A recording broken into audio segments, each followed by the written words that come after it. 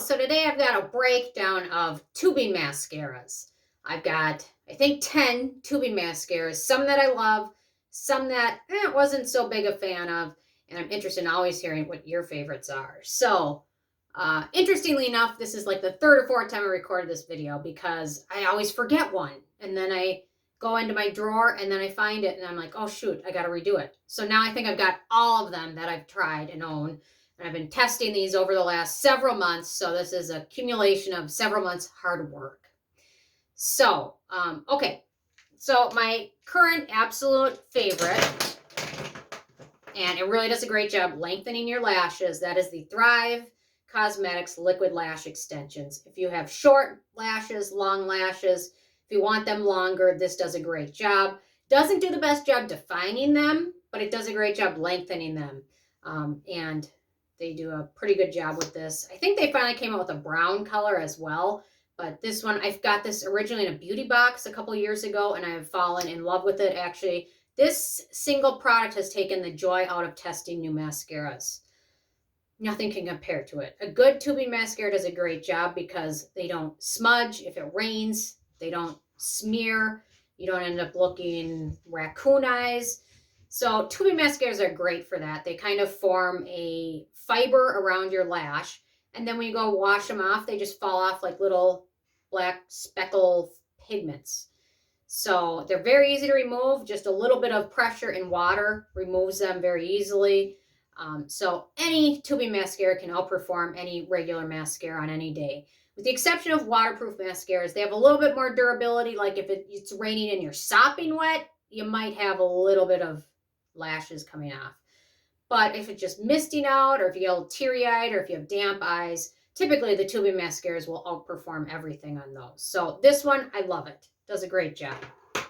Probably my second favorite is the Hourglass Unlocked. This is a great tubing mascara as well. This one, I think, in my opinion, does a little bit more for volume. So sometimes I like to layer them. So I'll apply the Thrive to get the length, and I'll apply this to get the extra little bit of volume. But this one does a great job for that. A newer one that recently came out, which I was hoping to absolutely love, that is the Em Cosmetics. They came out with this recently, I think in the last few months. I really was hoping to love it, but I found this one didn't do a ton for length. It was a little bit better for volume. I think if you have very, very short lashes, this might be the mascara for you. But for me, my lashes are pretty short now. I stopped using lash serums. This one just couldn't compare to the Thrive. I don't know. But a lot of people absolutely love it. So there's nothing wrong with it. But I still, compared to the Thrive, it just couldn't hold up. So, okay, another one that I absolutely love, that is the Glossier Lash Slick. This one does a great job. I also sometimes like to use this just on my bottom brows, but this one does a great job defining your lashes. Not so much for length. It will help with length, but I found this one does a little bit more defining and a little bit more for more sparse lashes. And this one is super affordable. I think it's like $12 or $13. So really like this one from Glossier.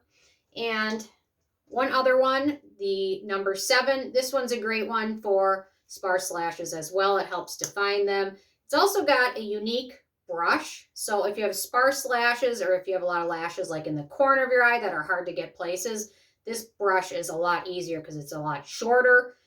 There's no goop on, some of them are kind of goopy, and then you end up with mascara in your eyelid. That's not a good look. So this one's really great for that. And I think it's like the #1 sold mascara, or it's number 7's like #1 selling mascara. They have a ton of them. And out of all the number 7 mascaras I've tried, this one is my favorite, I guess, because I'm partial to tubing mascaras. Okay, another great one, the Kevyn Aucoin Volumizing Mascara. This one's really nice. I like the packaging. It's just sleeker. So if you're traveling, it's not super bulky or heavy. Like this one probably weighs like 4 times what this one weighs. So this one's a little bit easier for traveling. And this one's got a really nice compact brush as well. It helps with the volume, a little bit with length, but more so with volume. And I think it's probably the priciest on the list. So keep that one in mind. Okay, I'll start with the one I didn't like. I like the least, and that's the Blinc Amplified Mascara. I think this might have been one of the first tubing mascaras that really became popular. And I don't know. I just found the formula to be really dry. I guess if you like a natural look, it might be good for that. I found the formula to be super dry, lengthened a little bit, but not much. It didn't do much for volume. It didn't do much for defining lashes. Maybe my expectations were far too high when this was like one of the best selling and kind of the original OG of the tubing mascaras. I don't know. There we go with that. And 3 that I found to be quite similar. That is the Clinique Lash Power Mascara, the MAC Gigalash Mascara, and the DHC Double Protection Mascara. I found these, I don't know, I know Clinique and MAC are owned by the same company. Is DHC owned by them too? Because these all seem to be almost identical to each other. All 3 of these are great for bottom lashes.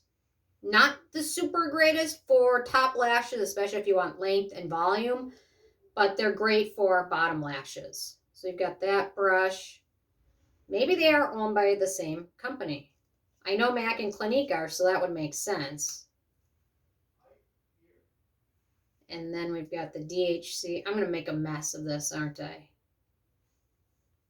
So there we go. I don't know. They all are very similar. The formula of these seems similar. They're great for defining. They're great for bottom lashes.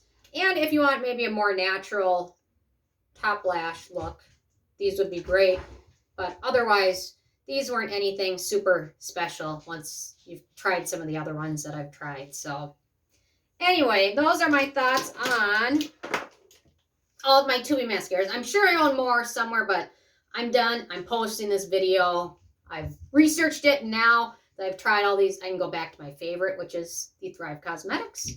So anyway, I'm interested in hearing from you guys if you've had a chance to try any of these, and if you have, what your favorites are. So leave a comment. I love hearing from you guys, and now I'm so excited. You know what? I should never say never, but I almost never want to try another mascara again, because I love this stuff. So anyway, thank you guys so much, and I'll see you more later.